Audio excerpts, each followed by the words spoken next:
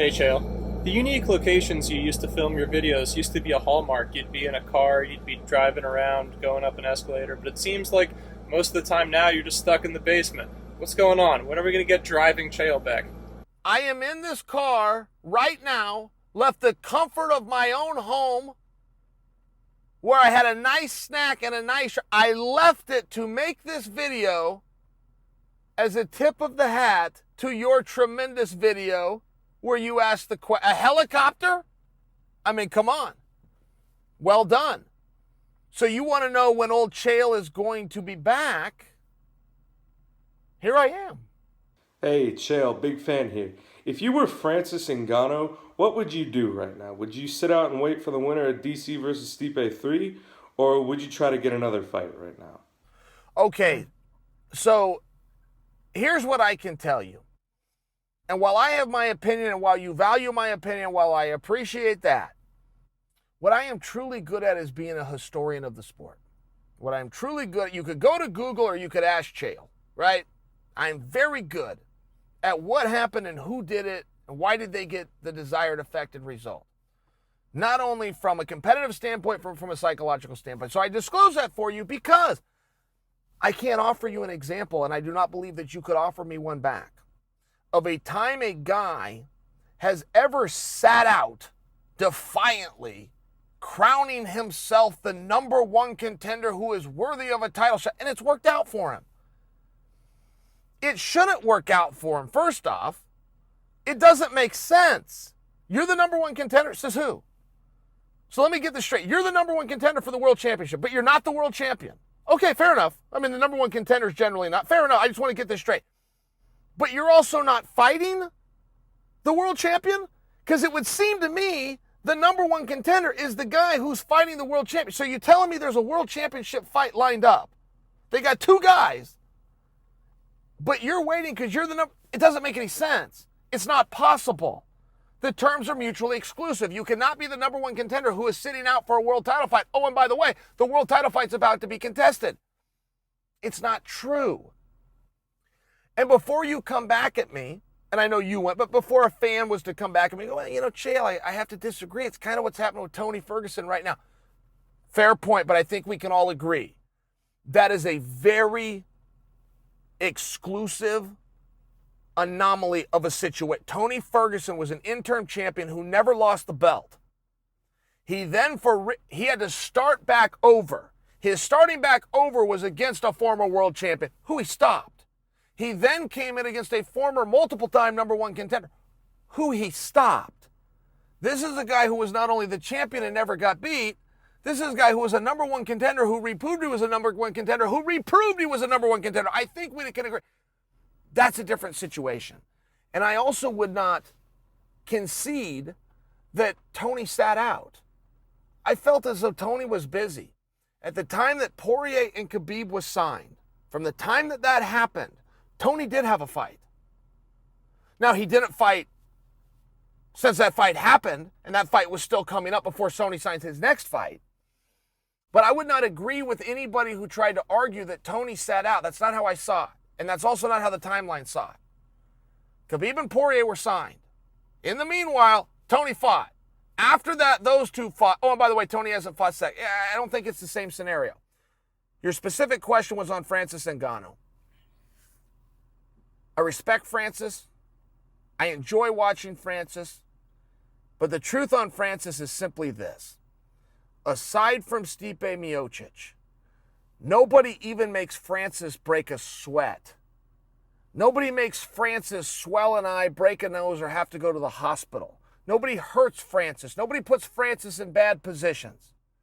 So if you can go out there and cash a check in as short of amount of time as collectively, on average, Francis has done, why wouldn't you do it?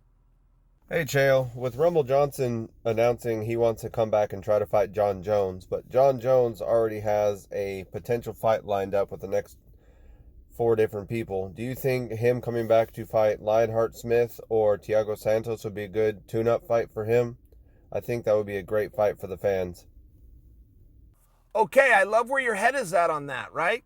because there is a couple of problems, and I hadn't considered it from this angle. Now, while we over here talk about the four, Reyes, Weidman, Walker, Anderson, we have been talking about that. We have been declaring it. Now we've got our answer, Reyes. Now we're down to two, right? Walker and Anderson.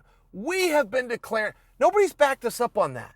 Nobody by the name of Dana White has ever backed us up on that theory. I still think we're right. But nobody's backed us. Nobody said this is it. This is the semifinal. Whoever looks best. We've heard that before. We're four guys all in the same weight. Jones needs a competitor.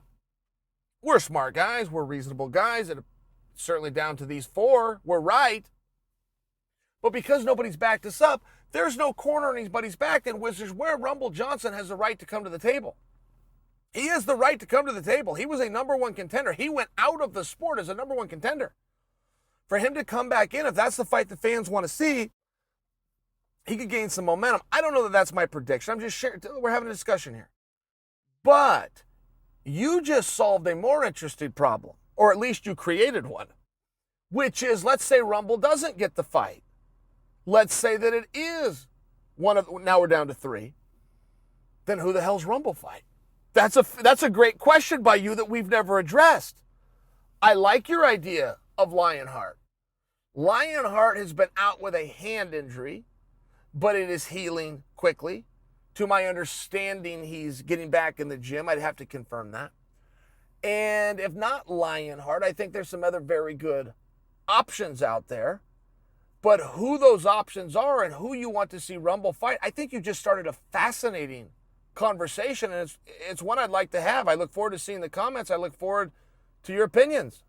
Hey there, Uncle Chael. I got one question for you. If Chatri picks up the phone and calls the only undefeated man in the mean streets of Westland, Oregon, to fight Brandon the Truth Vera for the one championship heavyweight title of the world, would you take that fight? I mean, not for nothing, it would be a huge fight all across the world, and Brandon is a pretty small heavyweight in a barren wasteland of a division. Thanks. I like how you finished that. It was a little bit mean-spirited, which I appreciate. First off, thank you for, I interpret that you would be interested in that fight. No, I can answer that real quick. No, I wouldn't.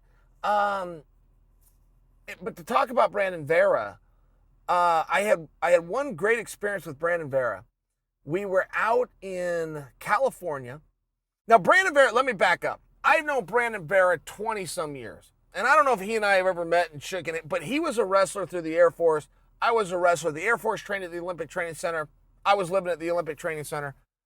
So I've known Brandon Vera for a meaningful period of time. And when he got into MMA, what was so interesting about Vera, and he was a good wrestler.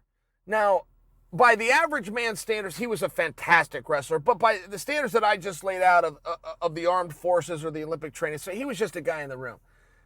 Not an insult. And here's why. When Vera got into MMA, which was a little bit of a surprise, I never knew he was interested in that. I never knew he was practicing on the side. He came in naturally as this fantastic kickboxer, a skill that nobody knew he had. He was knocking guys out. He was knocking guys out with head kicks. I was on a card with him one time. He was locking up guillotines and submitting. I mean, Vera just walked into the sport and knew how to play. Looking around, going, I've known this guy. The hell did this come from? Where did he learn this? When did he learn this? So, I mean, it's a huge compliment to Brandon Vera. But I had one great day with him. And my teammate, Nate Quarry, knew him and had gone out to San Diego and trained with him. And Nate came back and he told me. And Nate's told me this 10 times since. And Nate's told me this on my podcast. So I'm not speaking out of school. Nate made this very public as a way of complimenting Brandon. And Nate said, man, I've gone with pro boxers. I've trained for world title. I've trained with the hardest sparring I can possibly get. I've never told anyone in my life to slow down except Brandon Vera. He said, on my feet with Brandon Vera, I told Brandon, you got to slow down. I'm getting lost.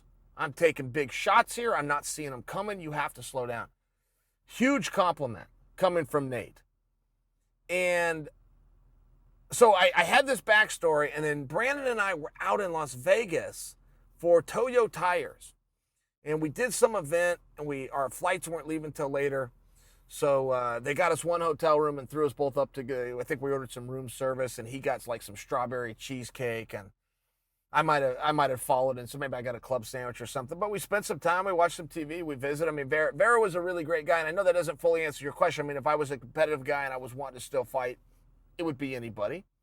But you bring up Vera, and I will just mention I'm a fan. I've been a fan for a long time, and I look forward to him doing real well. Hey, Chael. I remember a couple months ago there's some talk of Jordan Burroughs joining the UFC. Now I say he does make the jump. Do you think he has what it takes to be a world champion? It's a little bit more complicated of a question than it would have been 10 years ago.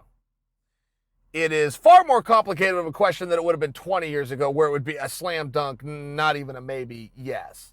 Now, let me correct you on one thing. Jordan Burroughs did not say he wants to come to the UFC. Jordan Burroughs was on Ariel Helwani's show and said, I would like to do MMA one time. I don't even care about the money. I just want to throw my hands and see what I'm made of. That's a quote. So Jordan's not going to go and start training full time. When Jordan is done with wrestling, which will not be any prior to the conclusion of the Olympic process next year, however far he goes in the process. So late into next summer. He may go beyond that. I predict that he won't, but he has a great job, a great role. He's a mentor to the young wrestlers, the young Cornhuskers at the University of Nebraska. So I believe that is where Jordan will stay, and I believe he will be perfectly content with his athletic career. I don't think he has any interest in crossing over. And even when he made that comment, and as exciting for many as that was, I don't think he was talking about ever going out and training MMA and going to do it. I think he was talking about, throw me in a cage right now. Let me just do this one time and we'll see how it goes. He was also on an MMA show, and I think he was paying respect to the sport. Do you feel that Conor McGregor is ducking Justin Gaethje? Because from what I'm reading, it sure seems like it. I don't know what in the hell's going on there.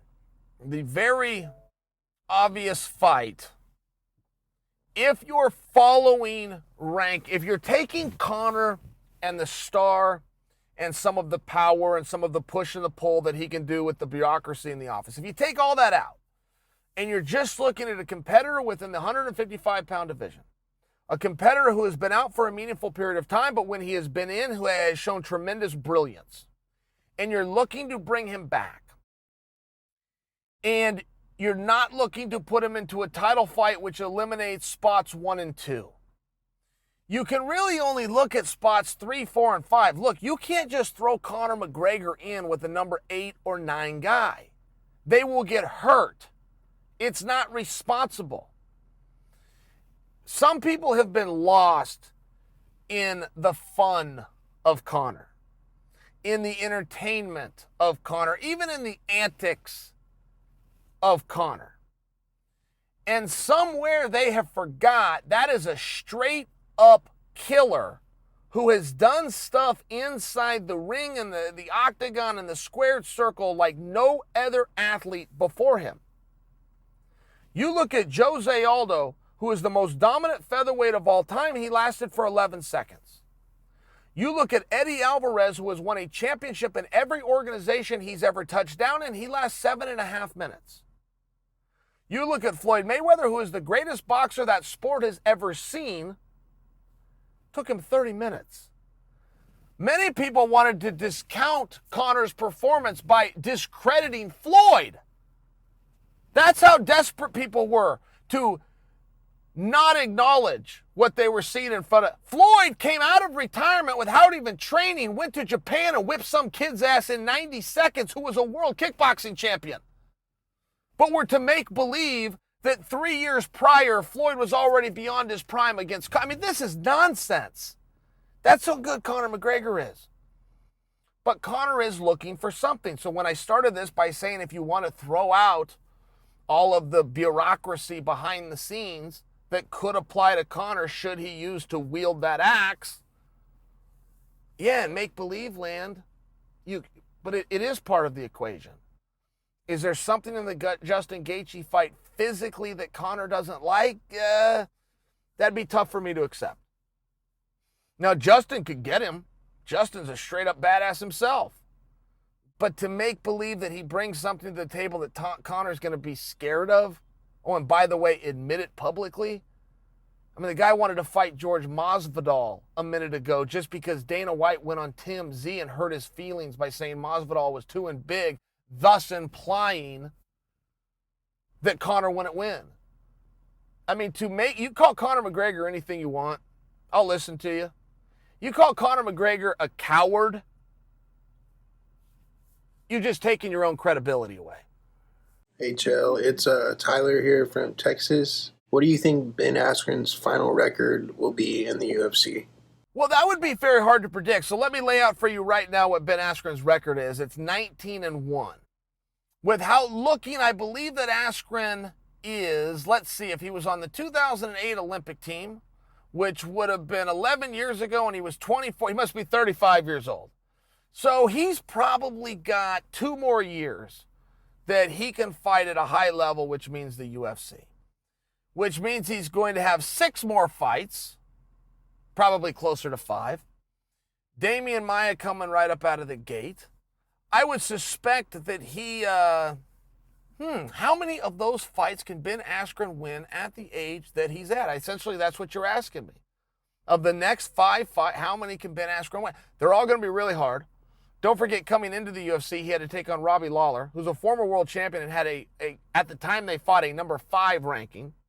He then had to take on Masvidal, who's now in a title fight, the BMF title, but the winner of that could easily qualify for the world. I mean, these are hard matches. Now he's got to go take on Maia, who's the number 1 contender in 2 different divisions, and at one point in his career had the second longest winning streak in the UFC of 8 wins. I don't think things are going to get easy for Ben Askren. So to make believe that he's going to go out and sail through the next 5, no, I wouldn't give you that. But to make believe that he is going to come back with a vengeance, to make believe he's going to make a dent and make his absolute best at a title run, yeah, I think that's a real thing. And I will also tell you this. When I tell you that he has 5 fights, what I'm saying is on a maximum, a maximum. He wants to just go out there until they throw him out of the sport. And one thing about this business, most guys are never done with the business, but one day you wake up and the business is done with you. That's the way entertainment works, okay?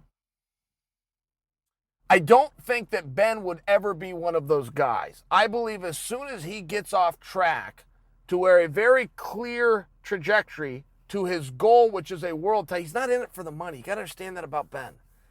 Not only has he been very smart with his money, quite frankly, he married a gal who's very good with his money. All right, can I share that?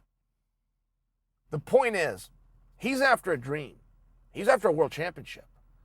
And if something was to throw him off course where he did not believe that the world championship had a direct path that he could lay out, I think he's probably going to walk away. I don't think that's going to happen anytime soon.